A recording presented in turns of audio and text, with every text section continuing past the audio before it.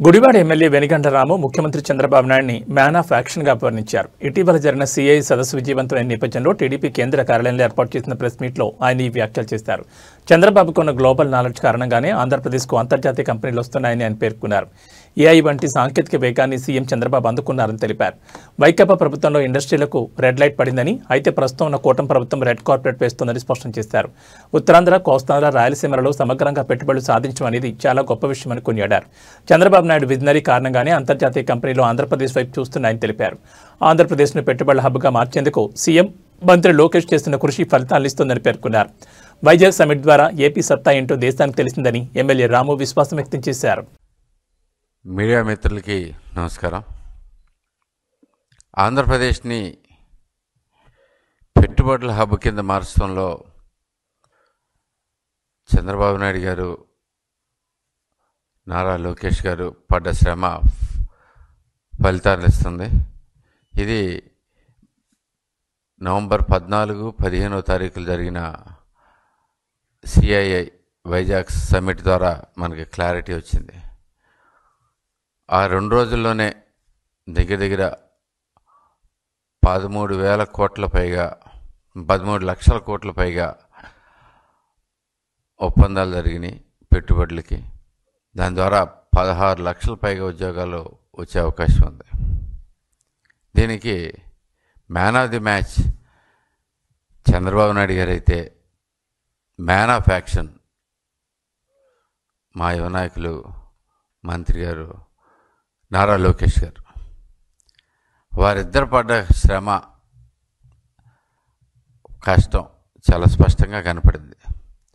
కొన్ని వేల మంది ప్రతినిధులు దేశ విదేశాల నుంచి, వివిధ రాష్ట్రాల నుంచి, విదేశాల నుంచి కూడా రావటం జరిగింది. 700 పైగా డెలిగేట్స్ వేరు కంట్రీస్ నుంచి రావటం జరిగింది. వీళ్ళందరినీ సమన్వయం చేసుకుంటాం, ఒక పద్ధతి ప్రకారం ఇంత మంచి సభ నడపటం అనేది, ఇంత గొప్ప సమ్మిట్ నడపటం అనేది మామూలుగా సాధ్యమయ్యే పని కాదు. గత ప్రభుత్వంలో జరిగింది మనం చూసాం. డేటా సెంటర్ పెంచుకోవడానికి అమెరికాలో ఉన్న ప్రతి రాష్ట్రం పోటీ పడుతుంది. అలాంటిది మన దగ్గరకు వచ్చి $15 బిలియన్ పెట్టుబడి పెట్టి గిగావాట్ సెంటర్స్ పెడతాం అనేది మామూలు విషయం కాదు. ప్రభుత్వ లక్ష్యం కూడా 6 గిగావాట్ సెంటర్స్ తీసుకురావాలి మినిమం అనే ఉద్దేశంతో ప్రభుత్వం కూడా నడుస్తూ ఉంది. 6 గిగావాట్ డేటా సెంటర్ అంటే, ఇప్పుడు డేటా సెంటర్ అంటే ఎవరైనా కానీ బైట్స్లోను ఎంబీలోను కొలుస్తారు. దీంట్లోకి వాట్స్లో కొలుస్తారు అనేది తెలవటం రాజకీయ నాయకులు గొప్ప విషయం. అంటే డేటా సెంటర్లని వాట్స్ ద్వారా కొలుస్తారు ఎందుకు అనే దానికి తెలియటం అనేది చాలా గొప్ప విషయం.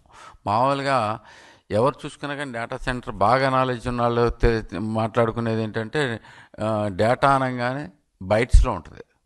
Megabytes, gigabytes, whatever, terabytes, whatever బైట్స్లో. కానీ డేటా సెంటర్లు దీనిలోనే కొలుస్తారు. ఎందుకంటే దానికి ప్రత్యేకమైన పరిమితులు ఉన్నాయి. సో ఈ విషయాలన్నీ తెలవటం అనేది గొప్ప విషయం. నాకు ఆశ్చర్యం వేస్తూ ఉంటుంది. చంద్రబాబు నాయుడు గారిని కానీ, లోకేష్ గారిని కానీ చూస్తుంటే ఇంత అద్భుతమైన నాలెడ్జ్ ఉన్న నాయకులు మనకు దొరకటం అనేది చాలా మనకి నిజంగా రాష్ట్రం చేసుకున్న అదృష్టం కింద భావించాలి. ఈ 13 లక్షల కోట్లు పెట్టుబడి వైజాగ్లో పెట్టారు. వైజాగ్లో సమ్మిట్లో వచ్చిందంటే వైజాగ్ ఒక్కదానికే కాదు, రాష్ట్రం మొత్తానికి వచ్చినాయి, ప్రతి చోటకి వచ్చినాయి. అంటే పైగా ఒక డేటా సెంటర్స్ గురించో, లేదంటే ఒక ఐటీ పరిశ్రమలో కాదు, అన్ని రకాల పరిశ్రమలు వచ్చినాయి. ఎనర్జీ వచ్చింది, ఫుడ్ ప్రాసెసింగ్ వచ్చినాయి, వాణిజ్యం వచ్చినాయి, ఐటీలో వచ్చింది, ఎలక్ట్రానిక్స్లో వచ్చినాయి, ఈవెన్ మున్సిపల్ అడ్మినిస్ట్రేషన్లో కూడా మనకి పెట్టుబడులు రావటం జరిగింది. ఇలా డిఫరెంట్ కేటగిరీస్లో వేరు చోట్ల ఎక్కడ ఏది వస్తుంది అనేది తెలుస్తూ అనేది మామూలు విషయం. మీరు ఒకసారి ఆలోచన ఎవరైనా కానీ మనం చూసుకుంటే దీంట్లో ఇక్కడ ఈ అవైలబిలిటీ ఉంది, సో ఈ రిక్వైర్మెంట్ ఉంది, ఎంత డెవలప్మెంట్ ఉందంటే మనకి ఇప్పుడు ఏఐ యుగం వచ్చేసింది. ప్రతి ఒక్కరికి ఈజీగా అన్నీ వచ్చేస్తున్నాయి. స్పీడ్లోనే మనకు ఉంది ఇంపార్టెన్స్ ఉంది. అది తెలుసుకోగలగటం అనేది ఎంతమందికి సాధ్యమైంది? విజనరీ చంద్రబాబు నాయుడు గారు ఉన్నారు. ఆయన దార్శనికత చాలా అద్భుతమైన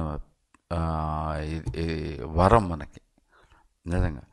మనకి ఈసారి ప్రజలందరూ కూడా తెలిసిన తప్పు తెలుసుకుని గత ప్రభుత్వం ఏం చేస్తుందో ప్రతి ఒక్కరికి తెలుసు, మీకు అందరికీ.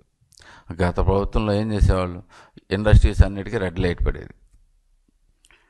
మనం ఇప్పుడు అన్నిటికీ రెడ్ కార్పెట్ వేస్తున్నాం, చక్కా తీసుకొస్తున్నాం. ప్రతి ఒక్క పరిశ్రమ వస్తానంటే వాళ్ళు ఎందుకు రావాలి, వాళ్ళకి ఏం చేయగలం, మనకు వాళ్ళు ఏం చేయాలి.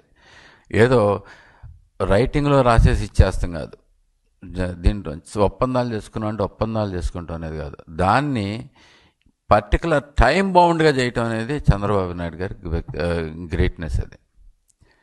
ఇది పలానా టైంలో ఫినిష్ అవ్వాలి, ఇక్కడ టైంకి ఇన్ని ఉద్యోగాలు రావాలి, ఇంత కన్స్ట్రక్షన్ అవ్వాలి, దీంట్లో అవుతుందా లేదా అని తెలుసుకుంటాం. దాని గురించి ఆయనకి అమేజింగ్ నాలెడ్జ్ ఉందండి. నాకు ఎప్పుడు టైం దొరుకుతుందో నాకు అర్థం కాదు, కానీ 18 గంటలు పనిచేస్తున్నారు. మళ్ళీ ఇవన్నీ తెలుసుకుంటానికి, కొత్త టెక్నాలజీస్ గురించి తెలుసుకుంటానికి ఎట్లా అనేది నిజం.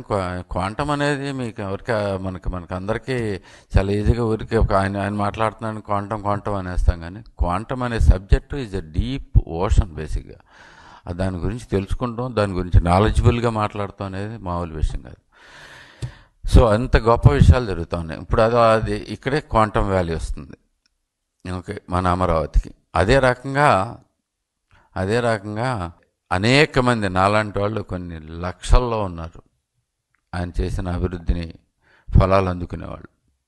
అలా ప్రతి దానిలోనూ ఆయన దూరదృష్టి, ఆయన గ్రేట్నెస్ కనపడుతూనే ఉంది. చేసే ప్రతి విషయంలోనూ ఆయనకి ప్రత్యేకమైన ధన్యవాదాలు తెలియజేసుకుంటా ఉన్నాం. అలాగే లోకేష్ బాబు గారు చెప్తా ఉన్నారు, మేము మిసైల్స్ లాగా పనిచేస్తున్నాం అంటే స్పీడ్ ఆఫ్ డూయింగ్ థింగ్స్ అంత ఫాస్ట్గా వెళ్తుంది. జీపీఎస్ కింద చంద్రబాబు నాయుడు గారు ఉన్నారు. ఆయన చూపించే మార్గంలో నడిస్తే అదొక్కటే చాలు మన రాష్ట్రం అభివృద్ధి చెందటానికి.